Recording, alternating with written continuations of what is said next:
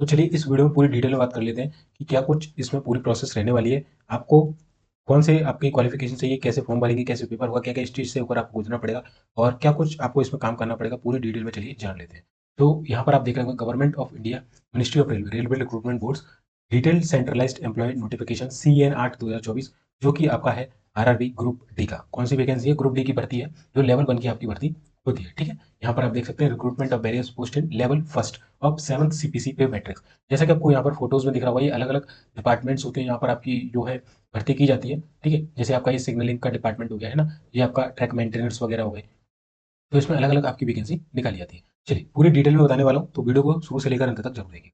तो यहाँ पर देख सकते हैं कि centralized employment notification CN number 8/2024, recruitment for various post in level first of 7th CPC pay matrix. Important dates and times यहाँ पर देखा गया है। आपके फॉर्म कब से भरना स्टार्ट होंगे? तो 23 जनवरी, यानी कल की डेट से आप इसके फॉर्म भर पाएंगे और 22 फरवरी इसकी लास्ट डेट रहने वाली है। ठीक है, ये केवल दो ही चीजें इंपॉर्टेंट है। चलिए इसके बाद हम देख लेते हैं कि इसमें कितनी वैकेंसी रखी गई है और क्या कुछ इसमें लगा है, सैलरी वगैरह आपको कितनी मिलने वाली है। तो यहाँ पर मैं बता दूं, जो पोस्ट रहेगी आपकी लेवल फर्स्ट की रहेगी, जो कि आपकी ग्रुप डी की पोस्ट होती है और इसे अन्य नाम से जो है जनरल असिस्टेंट के नाम से भी जाना जाता है, जगह जगह पे इसके असिस्टेंट नाम से भी जाना जाता है। ठीक है, मैं as a senior clerk appointed हूँ। ठीक है, रेलवे में NTPC के थ्रू, तो आपको बेहतर तरीके से बता सकता हूँ। और आपके लिए जल्द ही एक ग्रुप डी जो एम्प्लॉयज होते हैं कि अलग अलग ग्रुप डी एम्प्लॉयज का एक इंटरव्यू लेके आऊंगा और जिसमें बताऊंगा कि उनको क्या क्या वर्क करना होता है एज अ ग्रुप डी के तौर पर। ये पोस्ट जो है अच्छी है या खराब है, तो वो आप देखना मत भूलिएगा। इनिशियल पे की बात करें, 18,000 बेसिक होने वाला है और जैसा कि मालूम है अभी 8th जो पे कमीशन है वो आने वाला है, तो आपकी जो ये बेसिक है लगभग 40 से 45 हज़ार होने वाला है। जब आपका जो अगला 2026 से ये लागू हो जाएगा तब, तो सैलरी तो बहुत बढ़ने वाली है। और बेसिकली ये जो 18,000 आपको दिख रही है, ये जो सैलरी आपको जो टोटल बनती है वो 30 से लेके 35 या 36 तक भी चली जाती है। ये अलग अलग सिटी वाइज वेरी करता है। ठीक है, चलिए मेडिकल स्टैंडर्ड हम आगे देखने वाले हैं। एज क्या रहेगी? तो 18 से 36 साल रहने वाली है। टोटल वैकेंसी की बात करें तो 32,438 यहाँ पर वैकेंसी आपको देखने को मिलने वाली है। और जो 18 से 36 साल है, ये 3 साल का आपको रिलैक्सेशन दिया गया कोविड-19 के पैंडेमिक के कारण यहाँ पर। ठीक है, चलिए आगे देख लेते हैं दोस्तों कि कौन से जो कैंडिडेट हैं जिनका एजुकेशन क्वालिफिकेशन है 22 फरवरी तक आपका जो है एजुकेशन क्वालिफिकेशन कंप्लीट होना चाहिए, यानी कि आपका जो केवल इसमें 10th पास मांगा गया है। ठीक है, तो जो 10th पास है आपका 22 फरवरी को कंप्लीट हो जाना चाहिए, तभी आप इसका फॉर्म भरने के लायक हो पाएंगे। ठीक है, चलिए ये है। और आप जब इसका फॉर्म भरने जाएँ तो आपके पास एक पर्सनल ईमेल आईडी होनी चाहिए, वैलिड एक मोबाइल नंबर होना चाहिए और वो आपको लास्ट मोमेंट तक संभाल के रखना है, क्योंकि उस पे सारे SMS वगैरह कोई भी PDF है रिक्रूटमेंट की, कोई भी डिटेल है आपको उसी पर यहाँ पर दी जाएगी। ठीक है ना? चलिए आगे देख लेते हैं। मेडिकल फिटनेस की बात करें तो ये आगे आपको बताएंगे कि मेडिकल फिटनेस में क्या-क्या रहता है। एज लिमिट की बात कर लेते हैं, ये भी आपको 1/1/2025 से इसकी कैलकुलेशंस की जाएगी आपकी, यानी कि जो अभी नया साल आया है 1 जनवरी 2025, यहाँ तक आपकी जो एज है वो 18 से 36 के बीच में होना चाहिए। आगे डिटेल में बताया गया, आगे मैं आपको दिखाऊंगा। ठीक है, देखिए नोटिफिकेशन 67 पेज का है, तो आप में मैंने इसमें जो इंपॉर्टेंट बातें वो आपके लिए लिखे हैं। पोस्टिंग की बात कर ले कि कहाँ होगी, तो पोस्टिंग जो है जिस RRB जोन के तहत आपका यहाँ पर सिलेक्शन लिया जाएगा, वहाँ पर आपकी पोस्टिंग होगी, वो कहीं भी उसकी जो जुरिस्डिक्शन होता है वहाँ पर वो आपको दे देगा। और कम से कम वहाँ पर आपको एटलीस्ट, अगर आप चाहते हैं कि ट्रांसफर अगर आप करते हैं तो वहाँ पर साफ साफ लिखा है कि नो रिक्वेस्ट फॉर ट्रांसफर, यानी कि अगर आप चाहते हैं कि मेरा रेलवे में जॉब लग जाए और मैं तुरंत ट्रांसफर ले लूँ, तो ऐसा नहीं होगा। यहाँ पर नो रिक्वेस्ट फॉर ट्रांसफर लिखा है, एटलीस्ट 5 से लेकर 10 साल तक आपको वहीं पर जॉब करना होगी। इसमें एक चीज होती है जो ट्रांसफर, जिसे आप इजीली ले सकते हैं, विद इन 1 डे भी ले सकते हैं, 2 डेज भी ले सकते हैं, उसकी एक अलग प्रोसेस होती है, मैं आपको बता दूंगा। बट अगर आपको नॉर्मली ट्रांसफर चाहिए तो आपको कम से कम 5 से 10 साल की सर्विस चाहिए, तब आपको जो ट्रांसफर है वो ले पाएंगे। वहीं जो SC ST के कैंडिडेट है, अगर उनको फ्री ट्रैवल फैसिलिटी चाहिए, तो जब आप इसका फॉर्म भर देंगे तो आप ऑप्शन आता है उसे टिक कर देना। साथ ही साथ जब आपका एडमिट कार्ड रिलीज होगा तो उसके साथ आपका जो फ्री ट्रैवल फैसिलिटी है उसका भी एडमिट कार्ड रिलीज किया जाता है टिकट बनाने के लिए, तो उसको आप डाउनलोड कर सकते हैं और फ्री में आपकी जो आप जहाँ पर आपका सेंटर पड़ेगा वहाँ पर जा सकते हैं। ठीक है, आने जाने का दोनों का टिकट मिलेगा। वैकेंसी आगे दी गई है, आगे बताऊंगा कि जोन वाइज RRB वाइज कितनी वैकेंसी है। Medical standard for the post, आपको देख सकते हैं कि किस कैटेगरी में कौन सा आपकी चीजें चेक की जाएगी। जैसे A2 मेडिकल स्टैंडर्ड रहेगा, इसमें आपका डिस्टेंट डिस्टेंट जो विजन है, ठीक है, वो 6/9, यानी कि दूर का जो विजन है वो 6/9 होना चाहिए और 6/9 विदाउट ग्लासेस होना चाहिए। ठीक है, नो फॉगिंग टेस्ट होगा। नियर विजन 0.6 का होना चाहिए। और ये सारे हैं, कलर विजन है, बाइनोकुलर विजन है, नाइट विजन है, मेसोपिक विजन है। ठीक है, ये सारे देखे जाते हैं। इसी तरीके से एक कैटेगरी A3 है, B1 है, B2 है, C1 है, C2 है। ये कैटेगरी आगे आपको बताऊंगा, जब नीचे पोस्ट बताऊंगा कि किस किस डिपार्टमेंट में किस किस विभाग में कौन कौन सी पोस्ट निकली हुई है ग्रुप डी के अंतर्गत, क्योंकि अलग अलग इसमें डिपार्टमेंट्स होते हैं, तो वहाँ पर अलग अलग पोस्ट के लिए अलग अलग मेडिकल स्टैंडर्ड सेट किया गया है। जिस पोस्ट के लिए आपको सेलेक्ट किया जाएगा उसी पोस्ट का आपको यहाँ पर मेडिकल स्टैंडर्ड देना होगा। तो आगे आपको मैं बताऊंगा कि क्या रहने वाला है। ठीक है, तो वीडियो को एंड तक देखिएगा। चलिए एज लिमिट मैंने हालांकि ऊपर बता दिया, 18 से 33 साल वैसे थी, बट इसमें क्या कर दिया गया है कि 18 से 36 साल कर दिया गया है। ये नॉर्मल केसेस में है और ये आपका किस केसेस में है, जब आपका पेंडेमिक होगा, ठीक है। तो 3 साल का यहाँ पर रिलैक्सेशन आपको देखने को मिलता है। वहीं अगर आप SC ST और OBC से हैं तो आपको SC ST को 5 साल और OBC को 3 साल का रिलैक्सेशन देखने को मिलेगा, ठीक है। बाकी अदर्स का आप देख सकते हैं इसमें। डेट ऑफ बर्थ किस किस के बीच होना चाहिए आपकी जो डेट ऑफ बर्थ है, तो आप देख सकते हैं 18 से 36 एज ग्रुप है, ठीक है। यहाँ पर UWS का कितने से कितने के बीच में, OBC का कितने से, SC ST का कितने से कितने के बीच में, बाकी अदर्स के लिए आप ये गाइडलाइन देख सकते हैं, ठीक है। चलिए, एजुकेशन क्वालिफिकेशन, तो ये तो आपको नीचे पता चल जाएगा कि क्या रहेगा, ठीक है। एनेक्स में मिल जाएगा, तो मैं आपको बता दूंगा। हालांकि इसमें केवल आपको कुछ नहीं है, 10th पास मांगा गया है। 10th पास अगर आपके पास है तो आप इसको फॉर्म इजीली भर सकते हैं, ठीक है। चलिए, ओके, अगले देख लेते हैं एग्जामिनेशन फीस क्या रखी गई है। एग्जामिनेशन फीस की बात करें तो अगर हम बात करें कौन सी कैटेगरीज को छोड़कर, PWD, female, transgender, ex serviceman and SC ST के जो माइनॉरिटी कम्युनिटीज होते हैं और इकोनॉमिकली बैकवर्ड क्लासेस है, EBC, उसको अगर छोड़ दें, है ना, EBC should not be confused with OBC और EWS। ये एक अलग कैटेगरी है, इकोनॉमिकली बैकवर्ड क्लास, ठीक है। EWS एक अलग है, इकोनॉमिकली वीकर सेक्शन, ठीक है, ठीक है, और ये अलग है। तो OBC, EWS और अगर UR कैटेगरीज है तो आपके 500 रुपये फीस होगी। इसमें से अगर आप CBT फर्स्ट पेपर पहला दे लेते हैं तो आपको 400 रुपये माफ कर दिए जाएंगे। वहीं अदर कैटेगरीज के लिए 250 रुपये है और उनको ये टोटल फीस रिफंड की जाएगी अगर वो पहला इसका CBT देने चले जाते हैं तो, ठीक है। ये आपका रहने वाला है। बाकी ये मोड्स ऑफ पेमेंट है तो आप इसमें देख लीजिएगा, ऐसा कुछ नहीं, ठीक है। रिफंड की बात करें किस तरीके से मिलेगा, तो यहाँ पर प्रोसेस लिखिए किस तरीके से आपको चीज़ें करनी है। बैंक की पासबुक वगैरह उसमें लगाना होती है, IUPAC कोड डालना होता है जब आप फॉर्म भरने जाएंगे, तो उस समय आप ये चीज़ नोट कर लीजिएगा, ठीक है। चलिए, यहाँ पर जो बिहार के जो कैंडिडेट है उनके लिए इंपॉर्टेंट गाइडलाइंस है। केवल बिहार के स्टूडेंट है वो आप एक बार देख लीजिएगा, उनके लिए इंपॉर्टेंट है। SC ST कैंडिडेट्स के लिए, ठीक है, रिजर्वेशन के लिए आवश्यक है। चलिए, आगे देखिए, ये पूरा मतलब है तो जानकारी, बट इतनी इंपॉर्टेंट नहीं है। अपने जो इंपॉर्टेंट है मैंने आपको हाईलाइट करके दिखा रखी है।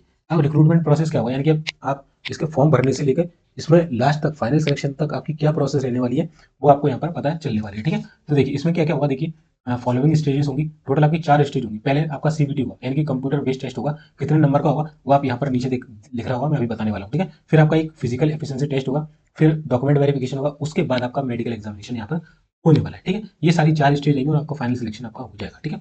टोटल इसमें जो टाइम लगेगा 1 से लेकर 1.5 साल तक, है ना, 1 से लेकर 1.5 ईयर तक आपका इसमें लग सकता है पूरा पूरा, क्योंकि बहुत बड़ा एग्जाम होता है ऑल इंडिया के लेवल पर। लास्ट टाइम इसमें लगभग लगभग मुझे याद आ रहा है कि 1.25 या इससे ऊपर ही, या 1.46 करोड़ के आसपास इसमें फॉर्म डले थे, ठीक है।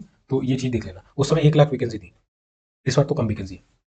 चलिए, अगर CBT की बात करें, यानी कि कंप्यूटर बेस्ड टेस्ट में क्या क्या आएगा, किस तरीके से होने वाला है, तो आप यहाँ से देख सकते हैं। टोटल 90 मिनट का ये पेपर होगा, यानी कि 1.5 घंटे का, और इसमें 100 क्वेश्चन पूछे जाएंगे। किस किस सेक्शन से पूछेंगे, जनरल साइंस, साइंस से 25 क्वेश्चन, मैथमेटिक्स से 25 क्वेश्चन, रीजनिंग से 30 क्वेश्चन, और जो जनरल अवेयरनेस यानी GK और जो करंट अफेयर वाला सेक्शन है वहाँ से 20 क्वेश्चन आपके पूछे जाएंगे, ठीक है। और एक क्वेश्चन 1 मार्क्स का रहेगा, यानी कि 100 क्वेश्चन 100 मार्क्स के रहेंगे। अगर आप एक क्वेश्चन गलत करते हैं तो 1/3 की यहाँ पर निगेटिव मार्किंग रखी गई है, तो आपको ये गलती नहीं करना है। अगर आपको इसका सिलेबस चाहिए किस तरीके से क्वेश्चन पूछेंगे, तो ये है, मैथ्स का सिलेबस ये है, रीजनिंग का सिलेबस ये रखा है आपके सामने, जनरल साइंस में क्या पूछा जाएगा, और जनरल अवेयरनेस और करंट अफेयर्स में ये रहा। बात कर लेते हैं फिजिकल एफिशिएंसी टेस्ट में क्या होगा, यानी कि फिजिकल टेस्ट में क्या होगा। अगर आप मेल कैंडिडेट हैं, ठीक है, अगर आप मेल कैंडिडेट, देखिए सबसे पहले तो यहाँ पर एक चीज लिखिए, based on the merit of the candidate in the CBT candidate shall be called for PT 3 times, यानी कि 3 गुना वैकेंसी के बुलाए जाएंगे। आप देख सकते हैं कि 32,000 वैकेंसी है, तो 32 कितना हो जाएगा, 96 लगभग लगभग मोटा मान के लिए कि 1 लाख बच्चों को यहाँ पर आपका जो फिजिकल एफिशिएंसी टेस्ट है वहाँ पर आपको बुलाया जाने वाला है, ठीक है। तो 1 लाख बच्चों में आना पड़ेगा आपको 1 करोड़ से ज्यादा फॉर्म के अंदर। मेल कैंडिडेट को क्या करना है, 35 किलो का वजन उठाना है कंधे के ऊपर, और 100 मीटर की दौड़ पूरी करनी है कितने में, 2 मिनट में। कितने में, 2 मिनट में करनी है, और एक ही चांस आपको दिया जाएगा। इसके बाद should be able to run for a distance of 1000 meter 4 minutes and 50 second, और 4 मिनट 15 सेकंड में आपको 1000 मीटर की दौड़ करना होगी, ठीक है। 2 मिनट में 35 किलोग्राम 100 मीटर जाना है, और दौड़ करनी होगी 4 मिनट 15 सेकंड में 1000 मीटर। वहीं महिलाओं की बात करें, 20 किलो वजन उठाना है आपको, 100 मीटर की दूरी रहेगी, 2 मिनट में ये भी आपको कवर करना है, एंड आपको 5 मिनट 40 सेकंड में 1000 मीटर की दौड़ पूरी कर ली, ठीक है। बहुत ईजी होता है, कोई दिक्कत वाली बात इसमें नहीं आने वाली, ठीक है। चलिए, अगली इंपॉर्टेंट जो चीज है वो यहाँ पर लिखा हुआ है कि कैंडिडेट में please note that RRB RRC only recommend names of the candidate empanelment, ठीक है। ये वाला नहीं है, ठीक है, ये मतलब पढ़ लेना। मेन चीज ये है कि नॉर्मलाइजेशन होगा आपके मार्क्स का, ठीक है। तो यहाँ पर देखना कि आपको नेगेटिव मार्क कम से कम करें, जितने ज्यादा हो सके सही करने की कोशिश करें। किस तरीके से अप्लाई करना है आप यहाँ से पूरी डिटेल पढ़ सकते हैं। इसमें एक इंपॉर्टेंट चीज है कि जब कैंडिडेट्स जो अप्लाई करेंगे, candidates can apply for the notified post of any one railway only. इसमें रेलवे जोन दिए गए अलग अलग, तो केवल आप एक ही रेलवे से फॉर्म भर सकते हैं, ठीक है। मल्टीपल मत भरिएगा, नहीं तो आपको यहाँ से बाहर कर दिया जाएगा। तो एक ही से भरना है। किससे भरना है मैं आपको आगे बता दूंगा, किस में पोस्ट अच्छी है किस रेलवे में, तो आप वहां से भर सकते हैं, ठीक है। चलिए, आगे चलते हैं, इसकी और इंपॉर्टेंट चीजों को देख लेते हैं। एक ये देखिए general guidelines for submission of online application. यहाँ पर आपके मीडियम्स ऑफ एग्जामिनेशन की बात की गई है कि किस माध्यम में आपका पेपर लिया जाएगा। तो सीबीटी जो है आपका इंग्लिश, हिंदी और उसके अदर 13 रीजनल लैंग्वेजेस में आपका पेपर होगा, जो आप यहाँ पर देख सकते हैं। तो अगर कोई अपनी रीजनल लैंग्वेज में पेपर देना चाहता है तो वो भी आपको यहाँ से पेपर देने का ऑप्शन मिल जाता है। ओके, चलिए आगे देख लेते हैं। Verification of original documents and formats of certificates, ये देख लेना, ये लास्ट में काम पे आता है। तो एक बार आप इसको जरूर पढ़ लीजिएगा, क्योंकि लास्ट जब आपका फाइनल होगा तो आपका यहाँ पर ये काम आएगा। अगर आपको आरआरबी से कॉन्टैक्ट करना है तो ये सारी डिटेल दी गई है। अगर आपको कोई इंपॉर्टेंट मदद चाहिए तो आप वहाँ से कॉन्टैक्ट कर सकते हैं। ये सारे फॉर्मेट सर्टिफिकेट है कि जो आपका SC ST का सर्टिफिकेट है या ओबीसी का, ईडब्ल्यूएस का, किस फॉर्मेट में होना चाहिए, यहाँ पर पूरी डिटेल आप इसे डाउनलोड करके इसी को बनवा भी सकते हैं। ठीक है, ये सारे फॉर्मेट आपको यहाँ पर मिल जाएंगे। ठीक है, सॉरी। आगे चलिए मैं आपको वैकेंसीज के बारे में बता देता हूँ कि वैकेंसी किस तरीके से यहाँ पर शो की गई है। चलिए अब देखिए, ये आ गया आपका वैकेंसीज का। यहाँ पर पोस्ट पैरामीटर्स लिखा है कि नेम ऑफ द पोस्ट, यहाँ पर देख सकते होंगे आप। नेम ऑफ द पोस्ट क्या है, डिपार्टमेंट कौन सा रहेगा, सब डिपार्टमेंट कौन सा रहेगा, और मेडिकल स्टैंडर्ड उस पर्टिकुलर पोस्ट के लिए क्या मांगा गया है। बाकी ये बेंचमार्क डिसेबिलिटी अगर कोई है तो कौन कौन सी यहाँ पर वैलिड होगी। एज सबके लिए 18 से 36 साल है, और मिनिमम एजुकेशन क्वालिफिकेशन 10th पास किया हुआ होना चाहिए, या फिर ITI होना चाहिए, या फिर इक्विवेलेंट और नेशनल अप्रेंटिस सर्टिफिकेट NAC होना चाहिए, ग्रांटेड बाय NCVT के द्वारा। ठीक है, इन चारों में से अगर कोई एक चीज है तो आपको, तीन में से कोई एक चीज है तो आप इसका फॉर्म भर सकते हैं। अब हम पोस्ट की बात कर लेते हैं। पहला है असिस्टेंट SNT। SNT का मतलब होता है सिग्नल एंड टेलीकम्युनिकेशन, दूरसंचार विभाग जो होता है आपका। ठीक है, वो यहाँ पर आपका ये मदद करता है। ठीक है, तो असिस्टेंट की बात करें यहाँ पे हम, तो यहाँ पे होता है प्रोडक्शन यूनिट के अंदर है सिग्नल और वर्कशॉप, तीन सब डिपार्टमेंट है इसके। SNT के तीन सब डिपार्टमेंट है, उसमें असिस्टेंट की पोस्ट है। ठीक है, तो यहाँ पर मेडिकल स्टैंडर्ड देख सकते हैं कि प्रोडक्शन यूनिट के लिए C1, सिग्नल के लिए B1, वर्कशॉप के लिए C1। ये मैंने ऊपर बताया था कि C1 में क्या होता है, B1 में क्या होता है, C1 में क्या होता है, ये आप ऊपर जाकर देख लेना। इसी तरीके से असिस्टेंट वर्कशॉप है जो कि मैकेनिकल डिपार्टमेंट रहेगा, सब डिपार्टमेंट वर्कशॉप रहेगा। असिस्टेंट ब्रिज की बात करें, इंजीनियरिंग डिपार्टमेंट के अंदर आता है और ब्रिज सब डिपार्टमेंट रहेगा। Assistant carriage and wagon, CNW से बोलते हैं, ये मैकेनिकल के अंदर का आता है, और इसमें कैरिज एंड वैगन सब डिपार्टमेंट। असिस्टेंट लोको शेड आ जाएगा इसमें, जो भी मैकेनिकल के अंदर आता है, उसमें डीजल शेड रहेगा। फिर असिस्टेंट लोको शेड इलेक्ट्रिकल वाला है, वो डीजल वाला है, इलेक्ट्रिकल वाला है। इलेक्ट्रिकल में डिपार्टमेंट रहेगा इलेक्ट्रिकल, इसमें दो तरीके के, एक डीजल शेड रहेगा, एक इलेक्ट्रिक शेड रहेगा। ठीक है, और मेडिकल स्टैंडर्ड आप यहाँ से देख सकते हैं। असिस्टेंट ऑपरेशनल इलेक्ट्रिकल, इलेक्ट्रिकल रहेगा, और इसमें अलग अलग जो चीजें जनरल सर्विस है, प्रोडक्शन है, और यहाँ पर यूनिट रखी। असिस्टेंट PV की बात करें, इंजीनियरिंग रहेगा, और यहाँ पर मेडिकल स्टैंडर्ड आप देख सकते हैं। ठीक है, चलिए केवल जो दो पोस्ट है जिनके लिए अच्छा स्टैंडर्ड चाहिए, एक है आपकी असिस्टेंट ट्रैक मशीन। ठीक है, ट्रैक की जो मशीन होती है, क्योंकि यहाँ पर आपको ट्रेन, आपको मालूम है, पटरी पर दौड़ती है, और सबसे ज्यादा जो सेफ्टी हमें चाहिए होती है वो ट्रैक्स पर चाहिए होती है। तो इसके लिए A3 मेडिकल मांगेगा, क्योंकि इसमें थोड़ा अच्छे लेवल का होता है। ए जहाँ पे लग गया तो समझ लो कि स्टैंडर्ड हाई होने वाला है मेडिकल का। ठीक है, ओके। और पॉइंट्समैन के लिए भी यहाँ पर, क्योंकि मालूम पॉइंट्स जब वो सही से कैलकुलेट करेगा तो यहाँ पर सारी चीजें बैठेंगी। ठीक है, ट्रैफिक के अंतर्गत ये आता है आपका। ओके, तो ये थोड़ी पोस्ट अच्छी है, इनके लिए आप देख लेना, मतलब थोड़ी जिम्मेदारी वाली पोस्ट है, इसलिए यहाँ पर स्टैंडर्ड थोड़ा अच्छा हो गया। अब हम देख लेते हैं डिटेल वाइज वैकेंसी, अलग अलग जोन वाइज, अलग अलग RRBs के वाइज। ठीक है, चलिए। तो ये है मुंबई जोन, वेस्टर्न रेलवे के अंतर्गत आता है। मुंबई में दो रेलवे आते हैं, एक वेस्टर्न रेलवे और एक सेंट्रल रेलवे। मेरी भी जो पोस्टिंग है वो वेस्टर्न रेलवे के अंतर्गत है। ठीक है, तो वेस्टर्न रेलवे में कैटेगरी लिखी हुई है 1 से लेकर 14, टोटल 14 कैटेगरी में ये वैकेंसी है। पोस्ट आप देख सकते हैं, डिपार्टमेंट कौन सा रहेगा आप देख सकते हैं, रेलवे कौन सी है, वेस्टर्न रेलवे है। यहाँ पर आपका कैटेगरी वाइज पोस्ट दिखे, जैसे UR की यहाँ पर किस पोस्ट के लिए कितनी वैकेंसी है, SC की किस पोस्ट के लिए कितनी है, ST की, OBC की, WS की टोटल कितनी है, एक्स सर्विसमैन की कितनी है, CCA, और ये आप मतलब जो हैंडीकैप्ड वगैरह है वो आप यहाँ से देख सकते हैं। टोटल जो मुंबई जोन की अगर हम वैकेंसी की बात करें तो आप यहाँ से देख सकते हैं 4672 टोटल जो वैकेंसी आपकी निकल कर आ रही है। UR की 1892 है, SC की 701 है, ST की 351 है, OBC की 1261 है, EWS की 467 वैकेंसी आपको देखने को मिली। तो मुंबई में 4672 वैकेंसी है। हम अदर देख लेते हैं। अगर हम बात करें जयपुर की, जयपुर आता है आपका नॉर्थ वेस्टर्न रेलवे के अंतर्गत, तो इसमें आपकी 1433 वैकेंसी है। ठीक है, इसमें कम है। ठीक है, देख लेना, अगर आप उधर से बिलोंग करते हैं तो भर दीजिए। मुंबई में अभी तक ज्यादा है। इसके बाद हुगली में देखिए और भी कम है, 503 केवल वैकेंसी है। कर्नाटका वाला जो आता है आपका south western railway, okay, south west में। चलिए, आप देख सकते हैं 1614 वैकेंसी है जबलपुर वाले में, जो कि वेस्ट सेंट्रल रेलवे में आता है अपना। ठीक है, और इसमें टोटल 1614 वैकेंसी है। अगला आपका पड़ेगा ईस्ट कोस्ट रेलवे, जो कि भुवनेश्वर इसका जोन रहेगा, और 964 वैकेंसी यहाँ पर देखने को मिलेंगी। ठीक है, साउथ ईस्ट सेंट्रल रेलवे की बात करें तो ये बिलासपुर पड़ेगा, और इसमें टोटल 1337 वैकेंसी है। ठीक है, अगला है हमारा न्यू दिल्ली। न्यू दिल्ली आपका नॉर्दर्न रेलवे के अंतर्गत आता है। ठीक है, और इसमें टोटल देखिए 4785, एक मुंबई हो गया, एक दिल्ली हो गया। इसमें आपको अभी तक सबसे ज्यादा जो वैकेंसी है वो देखने को मिली होंगी। ठीक है,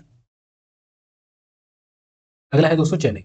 चेन्नई में देख सकते हैं आप 2694, इसमें भी काफी अच्छी वैकेंसी है। ठीक है, चेन्नई से भी आप जो है अप्लाई कर सकते हैं। मुंबई हो गया, चेन्नई हो गया, दिल्ली हो गया। गोरखपुर में 1370 कम वैकेंसी है। ठीक है, गोरखपुर वाला नॉर्थ ईस्टर्न रेलवे के अंतर्गत आ जाएगा।